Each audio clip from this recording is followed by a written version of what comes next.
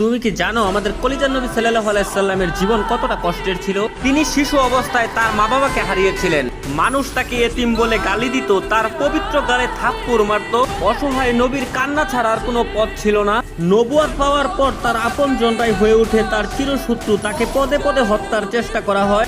মানুষ তার শরীরে ময়লা আবর্জনা ছুঁড়ে মারত, তার রাস্তায় কাটা বিছিয়ে রাখতো। মানুষ তার শরীরে পাথর মারত।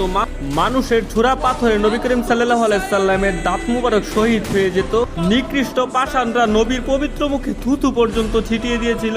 নবী করিম সাল্লাল্লাহু আলাইহি সাল্লামের কষ্টের দহন আরো বাড়লো যখন তার শিশুকালে কলিজার 3 পুত্র সন্তান ইন্তেকাল করেছিল। আবার কলিজার নবীর ঘরে চুলাও জ্বলতো না। ঈদের দিনও তিনি না খেয়ে ঈদগাহে যেতেন। ইসলামের জন্য আমার নবী 3 বছর গাছের পাতা খেয়ে বেঁচেছিলেন। এত কষ্টের মাঝে থেকেও আমাদের কলিজার নবী আমাদের জন্যই শুধু কেঁদেছেন। আমার এই অসহায় নবীকে যদি ভালোবাসো তাহলে কমেন্টে লেখো আই লাভ মুহাম্মদ এবং